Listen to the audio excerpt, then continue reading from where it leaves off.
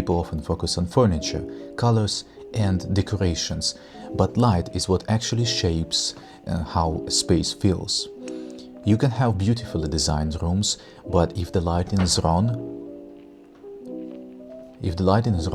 you won't enjoy it. You would run away from it.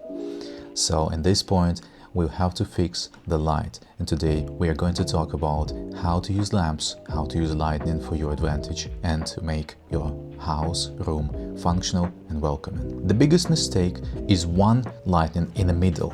And of course, it's considered to be harsh lighting.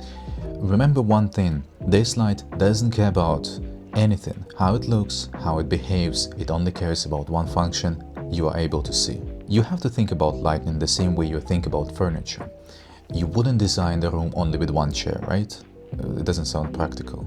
Good interiors always use different sets of lighting. And at least you have to concentrate on 3 types of lighting. And first it's ambient light, second task light, and the third one is the accent light. Let's talk about ambient light, the foundation. Ambient light is basically a general illumination. This could be a ceiling lamp, a pendant light, or a soft indirect lighting. The goal is not brightening, the goal is rather balancing. And a good ambient light lifts the mood of the room without dominating it. It's important to talk about colors. And warm light, usually around 2700 Kelvin, is what you're looking for. It feels calm and residential. And of course we can talk about the cold light, which always brings the feeling of a dentist room, which we have to avoid no matter what. The third point would be a task light, and at this point the task light is something considered to be a light for real life, which supports such daily activities in a room as reading, cooking, or even working, depending on the room. What examples are we looking for here? It's a desk lamp, under cabinet kitchen lighting, or bedside lamps, floor lamps next to a sofa.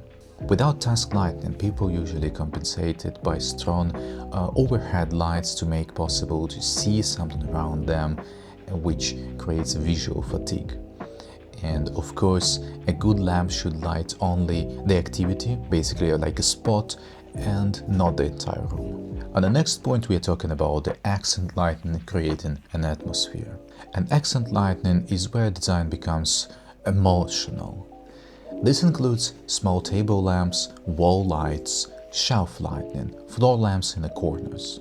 And these lights don't exist just to illuminate the room fully. Once again, they exist only for the atmosphere, for the ambient. In the evening especially, the accent lighting allows you to create a softer and a calmer space.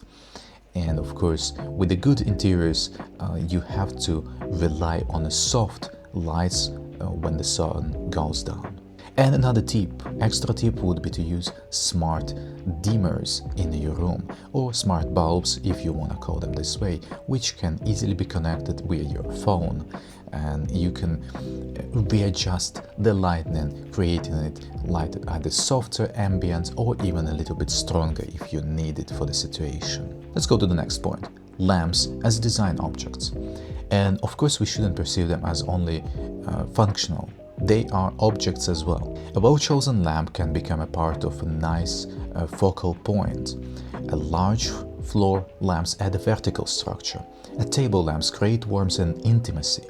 But at this point you have to remember the scale. Scale matters. Small lamps often disappear in a room. However, one well-sized lamp is usually better than several tiny ones. Lighting should be intentional, but at the same time not decorative clutter. Of course, you have to remember about light placement. Where you place a lamp changes everything. It changes the perspective of the room. Light from the eye level, like a table or floor lamps, feels comfortable.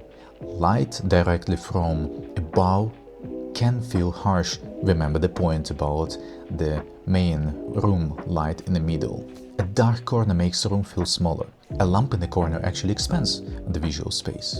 Another extra tip that I would add here, you can place some LED lighting stripes at the places you want to highlight. Of course, they are dimmable, some of them are very overpriced and expensive, however the quality of the light and the mood that you can create with this is beyond a comparison with anything. So, like for instance, I would rather have one stripe line over there highlighting my sofa at the back, or if you are craving it, you can also put it in front of your working table. Thus, I would say that one would create a little bit of a visual noise, literally a visual noise for your eyes when you're working at the computer all day, so be careful with those. So the final thoughts would be, lighting is not always about visibility.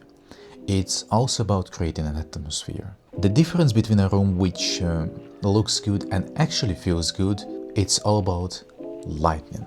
Good lights allow the space to expand and change throughout the day. You have to remember that bright and functional when needed, but soft and calm in the evening, time to relax. And once you start thinking this way, you realize something important. Design is not just about objects, it's about the environment which supports where you live. If you look around your home tonight, pay attention to the light. Is it helping your space to feel calm, or is it just illuminating it? If you found this helpful, leave the comments about what kind of lighting do you have at home. Would you prefer something more for LED stripes, for instance, to illuminate the space, or rather multiple little lamps over the shelves? I hope you enjoyed this video. I'll see you next time. Take care.